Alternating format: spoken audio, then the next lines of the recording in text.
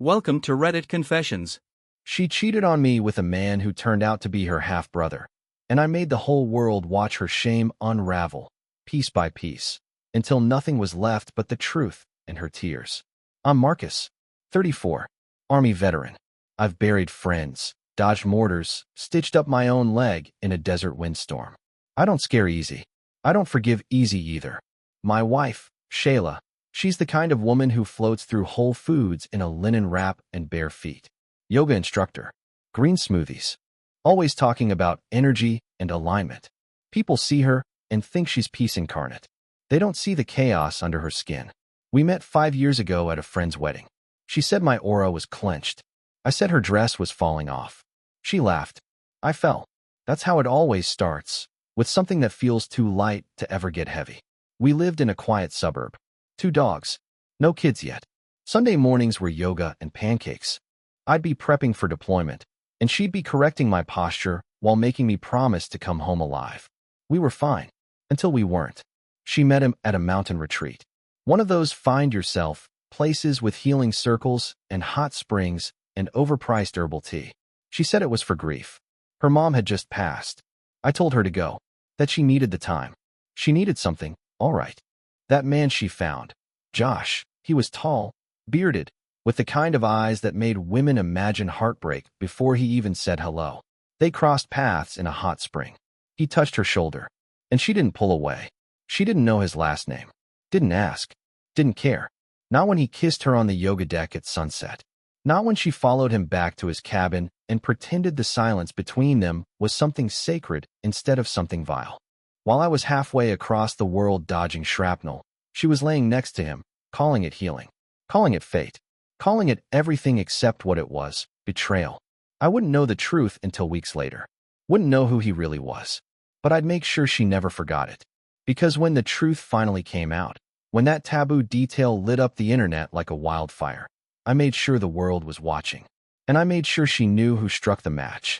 My husband texted me, "I miss you," while I was in another man's bed. He'd just landed in Kandahar. 3 back-to-back convoys. 1 busted tire. 8 hours with no comms. And still, Marcus found a way to text me. Made it. Miss you like hell. I stared at the message while lying on thin cotton sheets, tangled with sweat and someone else's breath. Josh was still asleep beside me, his arms slung over my waist like he owned the right to be there, like we hadn't just broken every rule that mattered. The guilt should have hit me, but it didn't, because in that moment, it didn't feel like cheating. It felt like waking up from a dream I didn't want to end. Josh stirred and pulled me closer. You good? I tucked my phone under the pillow. Yeah, just thinking. He kissed my shoulder and muttered something about breakfast. I said I'd meet him at the mess hall, but I never did. Instead, I slipped away to one of the silent decks and cried behind my sunglasses. When you're a soldier's wife, you learn to compartmentalize. You learn how to hold your breath when the news says a base was hit, but doesn't say which one.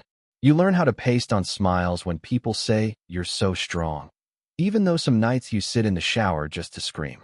I thought I was good at it. But grief rewrites your rules. Losing my mom hollowed something out of me. She was the only person who ever truly understood my mess, who didn't flinch when I said I felt empty inside, or impulsive, or both. So when Josh looked at me like I was whole, I mistook that for healing. We spent the next 2 days pretending we weren't what we were. We joined the morning hikes, ate with the others. He even asked me once, "Do you ever think about going back to normal?" I laughed. Define normal. He looked away like he didn't want to answer that.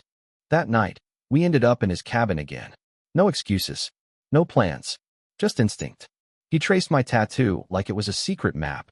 Said he liked how my voice dropped when I whispered. Asked me what I was running from. Myself, I told him. And he didn't ask for more. The next morning, I found him snapping a photo of me from the side. I was on the yoga deck, stretching in the fog, unaware until I turned. Delete that, I said, half playful, half serious. He grinned. Why? You look peaceful. I don't like pictures. Everyone likes being seen. I didn't answer. Just reached for his phone. He let me take it. I deleted the photo. But as I scrolled, I noticed something strange. Pictures of his hiking boots, his journal, the view from his cabin, and one of me from behind, walking through the trees. I handed it back and said nothing. That night, I deleted every message from him. Every call log. Every trace. I even deleted the photo Marcus had sent from deployment. A dusty smile. A beer can raised in a makeshift toast. I don't know why. Maybe because I couldn't hold both truths at once. Couldn't be both the wife of a deployed soldier and the woman sneaking barefoot across cabin decks in the dark. I told myself it was just a moment. A mistake. But it didn't feel like either. The day before the retreat ended, I asked Josh what he was doing next. He shrugged. Heading back to the city. Work stuff. You? Back to real life. He looked at me like he wanted to ask for my number, but didn't. Instead, he just said, "Take care of yourself, Shayla." Then he walked off. That should have been the end of it. But 3 days later, a message popped up on my phone. Unknown number. A photo of me on the deck. Barefoot. Smiling. Caption. Hard to forget a view like this. Tell Marcus you slipped during yoga, Josh said. He doesn't need the details. I hadn't planned to see him again. But a week after the retreat, I drove to the city. I told myself it was closure. One final conversation to lay it to rest. The lie felt good in my mouth, like sugar over poison. Josh lived in a loft above a record store. Vinyls lined the wall like wallpaper. The whole place smelled like cedar and cologne. He poured wine before I even sat down. Red or white? He asked, as if we were old lovers instead of strangers tied by a week and a secret. We didn't make it past the second glass. The next morning, I woke to my phone vibrating on the floor. Marcus, got time to talk before my shift? Miss your voice. I stared at the screen like it was a foreign language. Josh rolled over beside me, groggy and shirtless, and kissed my bare shoulder. You okay? I didn't answer. Because the answer was no. I wasn't okay. I wasn't even sure who I was anymore. It was raining when I left Josh's place. My windshield wipers squeaked like they were judging me. Halfway down I-85, I ran over a deep pothole and felt the car jolt sideways. My coffee spilled. My heart jumped. But I didn't crash. Didn't hit anything. Still, when Marcus called that night, I found myself saying, I got into a little accident. His voice changed instantly. What? Are you okay? Yeah. Just slipped on wet pavement after class. Landed weird. Nothing serious. Josh had warned me earlier, told me exactly what to say. Tell Marcus you slipped during yoga. He doesn't need the details. Right. Just a small white lie. Just like the others. 2 days later, Marcus wired money from Afghanistan to help cover whatever insurance doesn't. I cried in the shower after that. Not because I deserved his kindness, but because I didn't. That weekend, Josh sent another photo. This time, I was asleep, curled up on his couch in one of his t-shirts. Caption, this looks better than a wedding dress. I didn't reply. Not right away. Instead, I looked at the calendar. My wedding anniversary was in 2 months. I told Marcus I wanted something simple this year. Maybe a weekend in Asheville. He said, whatever you want, babe. I'll be home soon. Home. That word was starting to mean less and less. I started pulling away from Josh. Fewer replies. No more late-night drives. I even blocked his number once. Briefly. But then one night, I opened my phone and found a message waiting. Sent through Instagram this time. A short video. Us. On the yoga deck.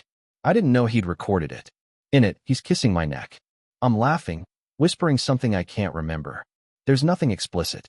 But it's damning. Too close. Too intimate. Too real. Caption. Just a memory. Unless you need a reminder. I showed up at his place the next day, furious. What the hell is this? I hissed, holding the phone to his face. He just looked at me, calm as ever. Relax. It's not public. Why record me? He sipped his coffee. You didn't say I couldn't. I didn't say you could. He shrugged. You didn't ask for honesty either. Something in my stomach turned. Are you blackmailing me? No, he said. But I think you owe me honesty, too. What does that mean? Josh stood and walked to the window.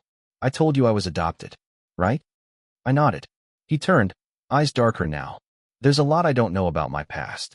But there's a lot you don't know about yours either. I stared at him. What are you talking about? He pulled a chain from under his shirt, held up a pendant I hadn't noticed before. It was old, worn, crystal in the middle. My mother had the same one. Exactly the same. The letter was buried in a jewelry box under my mother's bed. I told Josh not to contact me again. Blocked his number. Deleted the video. Or tried to. But you can't erase the image once it's burned into your brain. That necklace, though? That's what haunted me. The same oval pendant my mother wore every day. Clear quartz wrapped in copper wire, handcrafted and slightly chipped on the left side. I used to play with it as a kid while she read to me. I once asked her where it came from. She said, "A part of my past I don't talk about." I thought it was a poetic deflection. Now I wasn't so sure. 2 nights later, I drove to her house. It was still sitting vacant. The smell of her perfume clung to the curtains. I told myself I was there for closure. But I knew what I was looking for. In her bedroom, I crawled under the bed and found the old cedar jewelry box. The one she kept locked after I turned 16. The key was still taped under the dresser drawer, like it had been my entire life. Inside, mismatched earrings, dried flower petals, a faded bus ticket from 1988. And at the very bottom, folded 3 times, stained at the corners, was a letter, addressed to her, from a name I didn't recognize. I sat on the floor, the letter shaking in my hands. "Sharon, you made your choice. I respected that, but I still think about him. Every birthday, every Christmas, every damn Father's Day. I hope you told her eventually. He deserves to know where he came from. Joshua isn't a mistake. He's ours. D." I reread it 4 times. The name wasn't Josh's adoptive father. It wasn't anyone I'd ever heard my mother mention. And then it hit me like ice water. Joshua. Josh. The man I slept with. The man who wore my dead mother's necklace. The man who shared her blood. I stood so fast I knocked over the box. Jewelry scattered across the hardwood. I didn't pick it up. I drove home in silence, hands white-knuckled on the wheel. When I got there, I didn't shower. Didn't eat. I just sat in the dark, the letter on my lap. My stomach twisted. My throat burned. I tried to cry, but nothing came out. Because somewhere deep down, my body already knew. Some part of me had known from the beginning. I texted him. "We need to talk." No reply. I called. Straight to voicemail. I searched for his Instagram. Gone. Deleted or blocked. I couldn't tell. He'd vanished. Like he'd never existed. The next morning, I made an appointment with a therapist. Sat in her office while sunlight streamed through the window like judgment. I told her everything. Every horrible detail. She stared at me for a long time and finally said, "You're not here for healing. You're here for permission." She was right. But I didn't get either. That night, I sat in Marcus's favorite chair and held the letter again. Then I picked up my phone and typed out a message to Josh. "Did you know?" I didn't send it. Because I wasn't ready for either answer. My hands were shaking as I pulled up Josh's social media. I didn't sleep. I paced the hallway, replaying every second of the retreat like a twisted home movie. Every touch, every word, every time I told myself it was fate. It was fate, all right, but not the kind you hope for. More like a curse passed down through bloodlines and silence. At 4:16 a.m., I opened my laptop, searched his full name, Josh Keller. I'd overheard it once when he answered a call at the retreat. Keller. I remembered it because it sounded so solid, so normal.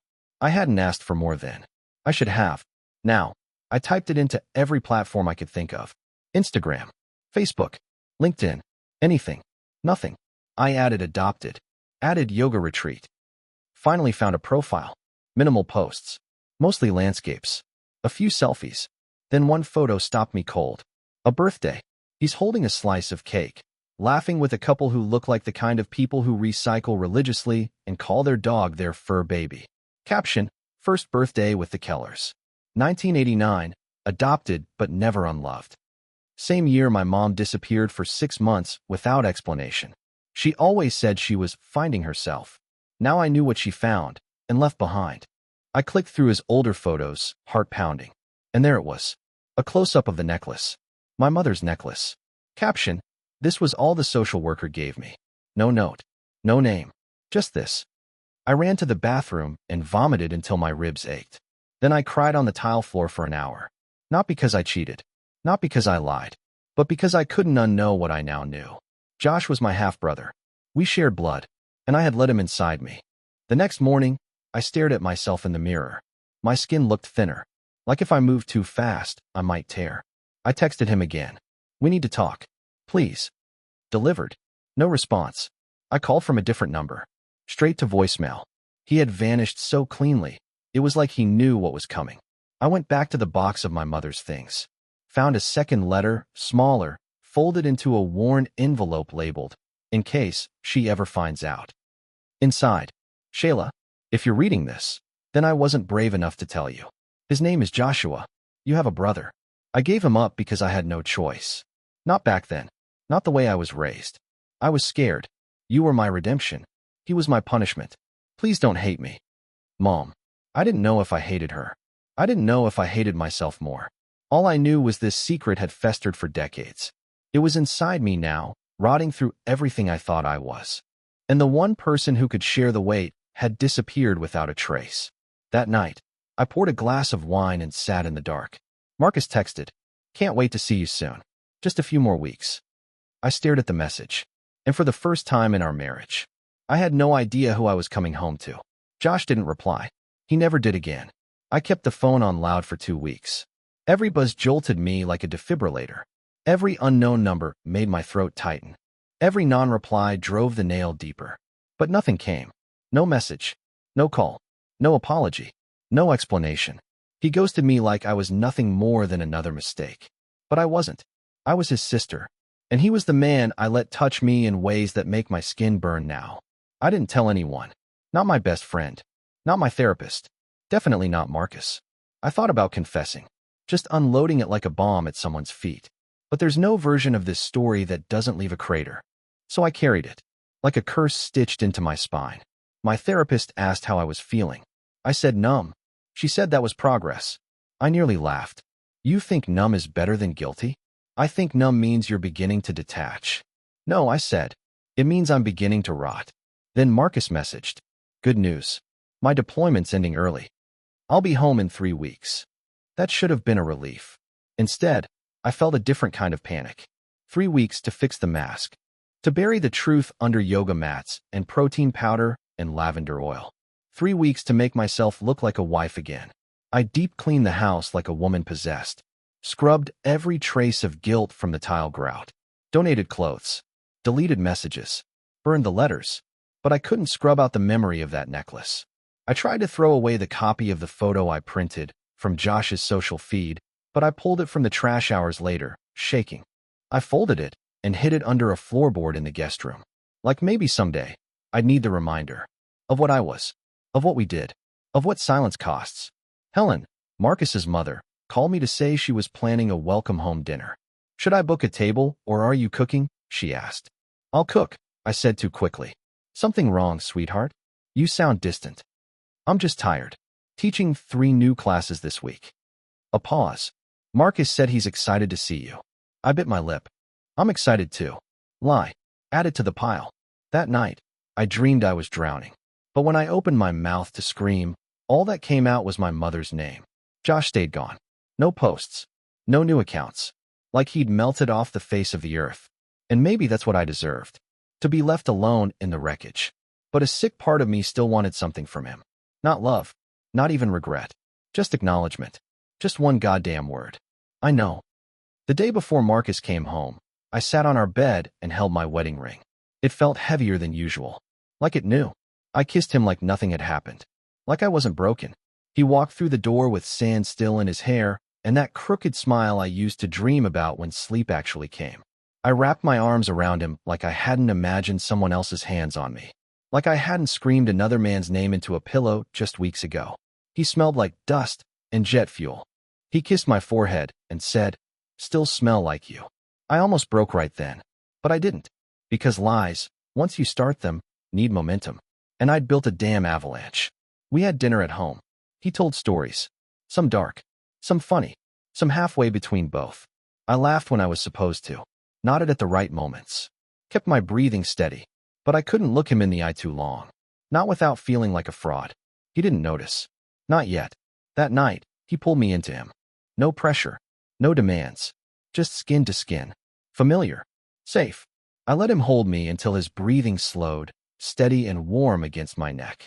I stared at the ceiling, wide awake, while the man who would kill for me, literally, slept with his arms around a stranger. The next morning, he made coffee and played music in the kitchen, barefoot and humming off-key. I smiled from the doorway. For a second, it felt like the world hadn't tilted off its axis. But then he called out, "Hey, babe, where's my black gym bag? The one I left in the guest room closet?" I froze. Guest room. Floorboard. The photo. My heart kicked so hard I felt dizzy. "I think I moved it to the garage," I lied. "Cool. Just need to grab my gloves. That night, while he was in the shower, I slipped into the guest room and pried up the board. The photo was still there.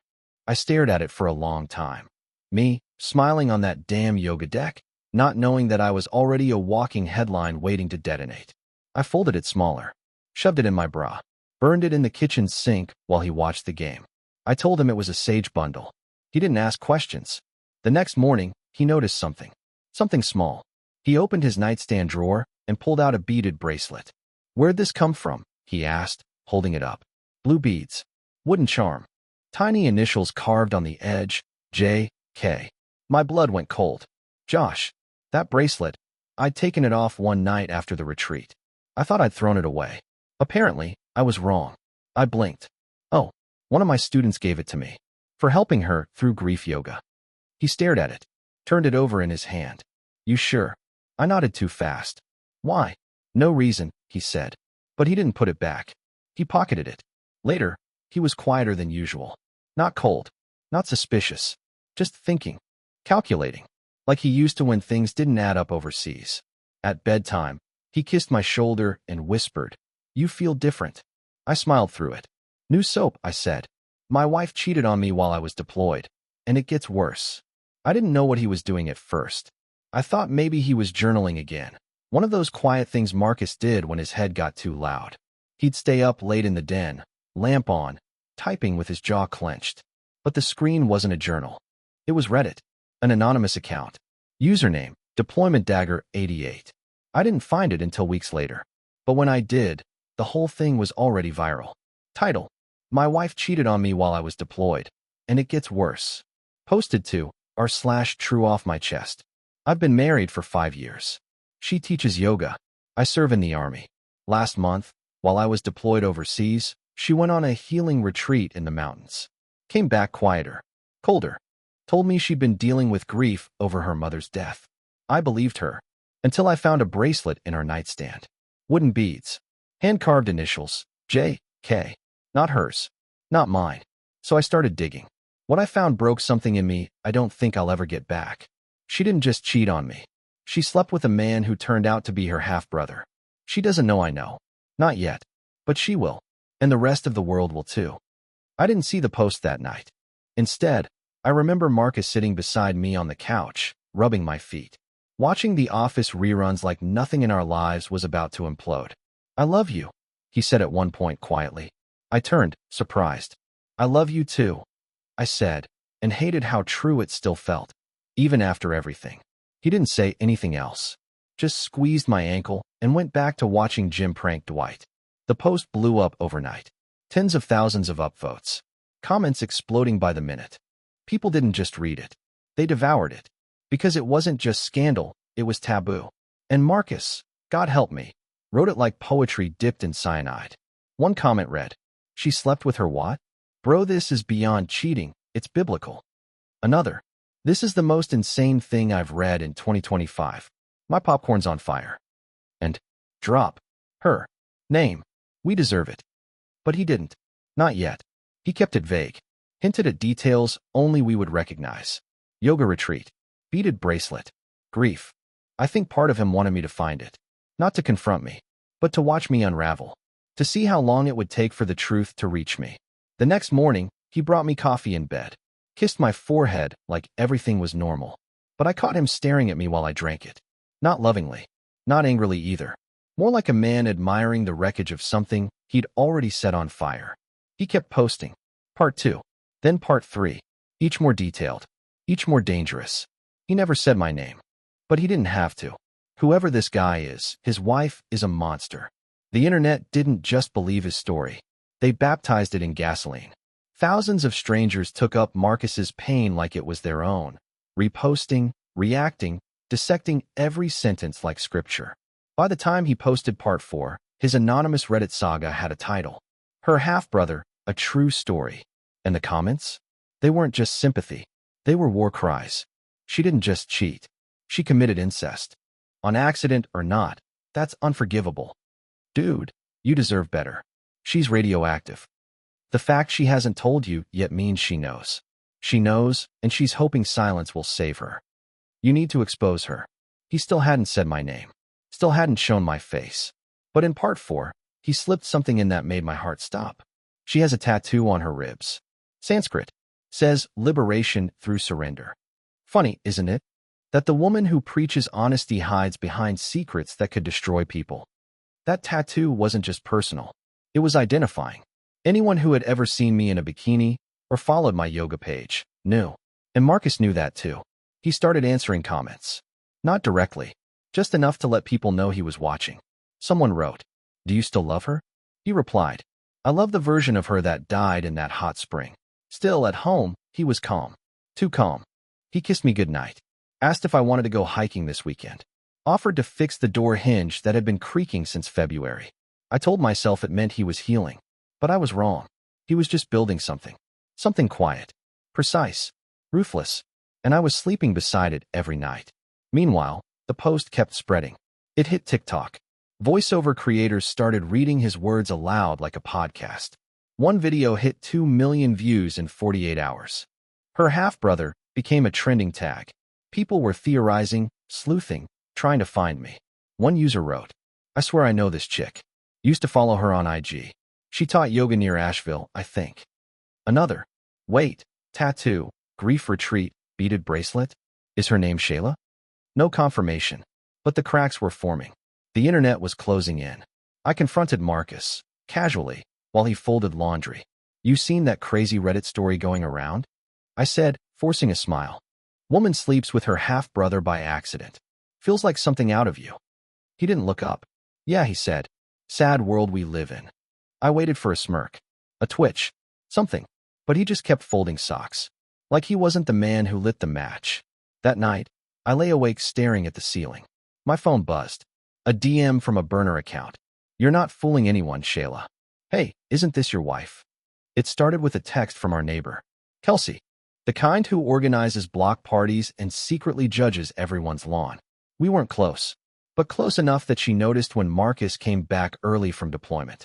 Close enough that she followed me on Instagram. And that made her dangerous. "Kelsey. Hey. Random question. Is this you?" Eyes.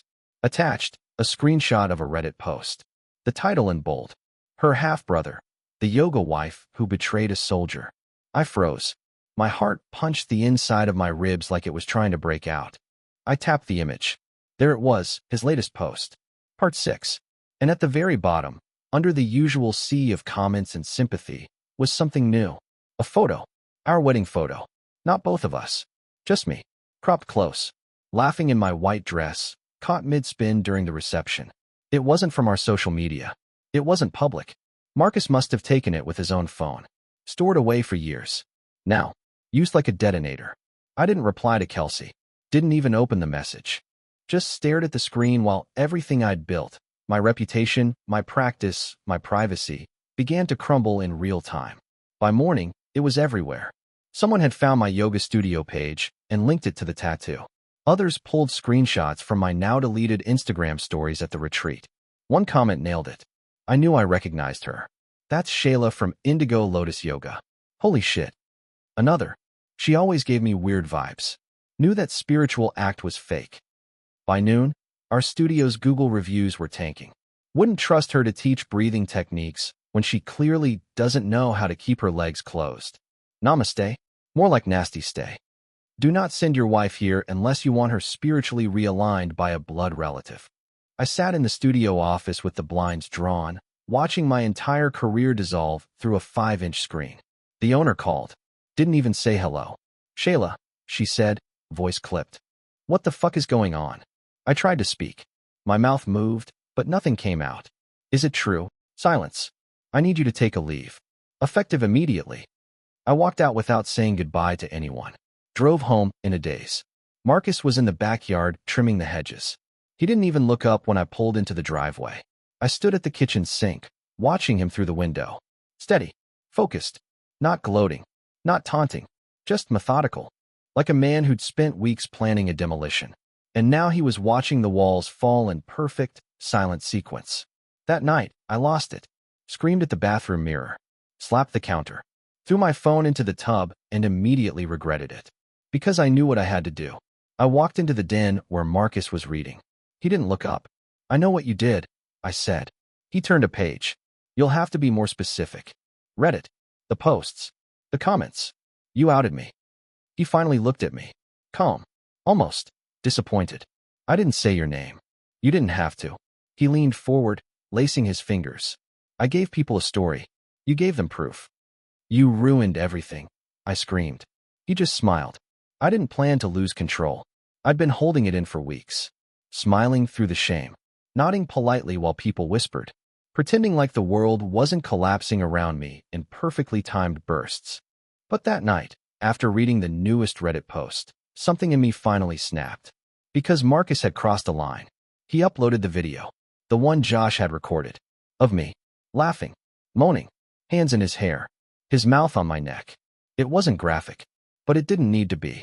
The way I looked at him, like I'd found God in a man's mouth, was enough. Marcus blurred Josh's face. Protected him. But not me. Never me. The caption underneath said. She said she needed healing. Turns out, she needed to forget who she was. I just wanted the world to meet her, too.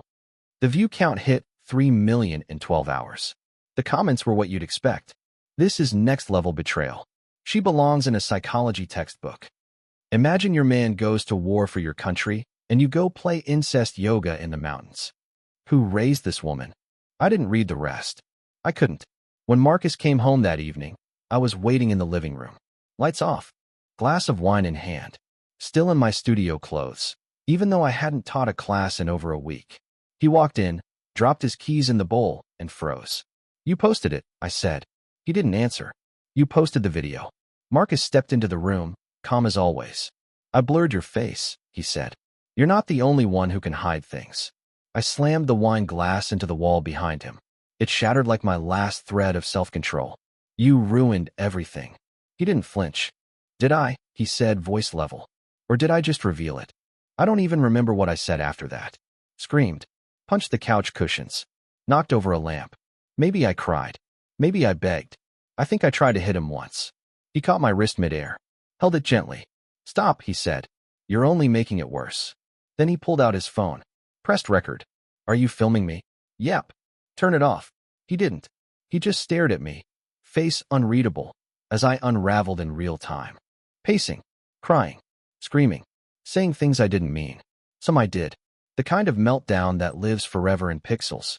And then he stopped recording. Just like that. Put his phone down. And walked away. I collapsed onto the floor, breathing hard. My face wet with sweat and shame. My marriage over. My life, no longer private. And Marcus? He slept like a soldier. The next morning, the video was posted. Not on Reddit. Not on YouTube. He sent it directly to the moderators of our /true off my chest. With a message. She said I made it all up. Here's the truth. Let the people decide. My yoga studio canceled all my classes. Just like that. No meeting. No conversation. No chance to explain. Just a cold, 5-line email. Effective immediately, all of Shayla Keller's scheduled classes at Indigo Lotus Yoga are canceled. We believe in healing, not headlines. The email went out to 400 subscribers. Some forwarded it. Some screenshotted it. One added it to the comment section of the Reddit thread. Damn, her own studio dropped her. That tells you everything. The view count on the video passed 10 million. People began stitching clips of it on TikTok. One girl reenacted my breakdown with fake tears and a sports bra, calling it, "When you cheat on your soldier husband with your long-lost brother #yogawife." Another guy, "This woman redefined downward dog. We need a Netflix doc immediately." I lost every sponsorship I ever had. My inbox was a graveyard of burned bridges. We will no longer be partnering with you on the organic mat line. Your content no longer aligns with our brand values. Please refrain from using our tags moving forward. I tried to post a statement. Try to be vague. Measured. Grief affects everyone differently. I made mistakes. I'm working through them with the support of my loved ones. Someone screenshot it and posted. Girl, you slept with your brother. This isn't grief, it's Game of Thrones. My phone rang off the hook. Journalists. Podcasts. True crime influencers. Everyone wanted the exclusive. One email stood out. Subject. Your story deserves to be heard. From Nicole Hammond, Executive Producer, Vice Originals. We've been following your husband's posts.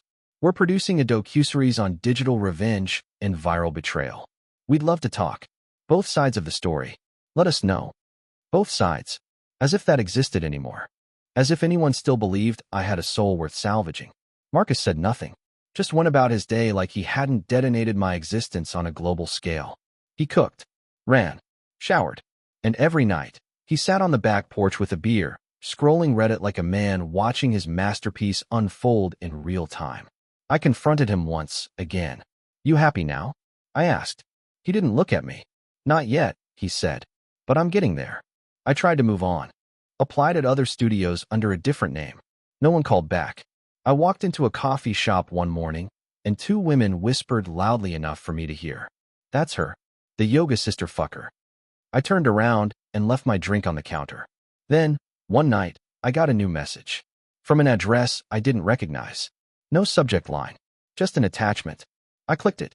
Inside, a scanned photo. Blurry. Old. Me and Josh.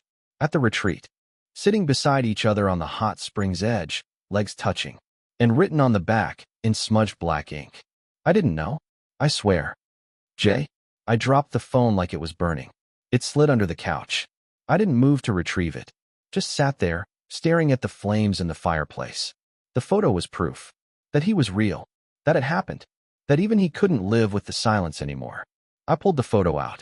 Stared at it for a long time. Then held it over the fire. The edges curled black. The ink bled into ash. I didn't cry. Not until I turned around and saw Marcus standing in the hallway. Watching. Not saying a word. Just smiling. Josh mailed me a single envelope. No return address. It arrived on a Tuesday. Plain envelope. No stamp. Just a smudged postmark from Asheville and a shaky version of my name. No return address. No note outside the paper seal. Just my name. Shayla Keller. And I already knew who it was from. I opened it slowly, careful like it might detonate in my hands. Inside was a single photo, one I didn't recognize. Me and Josh on the retreat's wooden deck. He was laughing. I was leaning into him, eyes closed, smiling like I belonged there. Like I was home. On the back, written in a tight, slanted hand. I didn't know. I swear. I haven't slept in months. Don't try to find me. Don't reply. This is goodbye. Jay. I read it twice. Then once more in the mirror. Then I folded it in half, walked out to the backyard, and set it on fire in the barbecue pit Marcus built last summer. Watched it curl into ash beside the last traces of a man I never really knew. I didn't tell Marcus. Didn't need to. Because 2 days later, he handed me a printed copy of the photo. Same shot. Same smile. Except now, it had a note scribbled across the bottom in red ink. Deleted, huh? Funny how fire never really erases anything. I confronted him. Stormed into his office with the photo in my hand. You read my mail? He looked up from his laptop, unbothered. I read his. You had no right. I had every right, he said, standing slowly. You let him crawl inside your soul. I'm just mapping the territory. I threw the photo at him. It fluttered to the floor. He didn't flinch. Is this the end game? I asked. Humiliate me until I disappear? No, he said, voice quiet now. That would be too easy. He stepped closer. Looked me dead in the eye. I want people to remember you. That night, I started packing a bag. Didn't say where I was going. Didn't say goodbye. Marcus watched me from the hallway. Said nothing. Didn't stop me. But as I stepped out the front door, I heard his voice behind me. I made copies, he said. Of everything. The wind outside was sharp. It cut through my sweater and straight to the bone. I got in the car and drove. No map. No plan. Just the growing knowledge that the truth had outlived me, and that my name was now a ghost chained to a mistake I'd never outrun. You're not fit to raise a dog, let alone a child. I came back because I had to. Because the lease was still in both our names. Because my passport was still in the safe. Because my dog, our golden retriever, Scout, was still in the house. I walked in quiet, hoping he wouldn't be home. He was. Sitting at the kitchen island, sipping coffee like we weren't two ghosts haunting the same space. He didn't look at me. Just said, Scout's staying. I froze. What? You heard me. No, you don't get to. He's my dog. He looked at me then. Calm. Precise. He's our dog.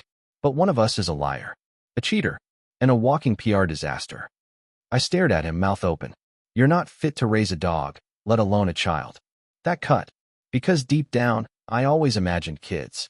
Not right away. But eventually. Little bare feet on yoga mats. A baby monitor next to my incense. Marcus wanted them too. At least, he used to. Now, he looked at me like I was a defective vessel. Like I couldn't even be trusted with a creature that licked windows and chased its own tail. I'll fight you, I said. Legally. He raised an eyebrow. I'm counting on it. I got the letter the next morning. Filed for divorce. No mediation. No discussion. Just a crisp manila envelope delivered by a process server who wouldn't even look me in the eye. Inside, a full breakdown of assets. House. His. Car. Split. Dog. Sole custody. Marcus. And this line. Petitioner requests denial of spousal support due to respondent's conduct being morally and publicly damaging.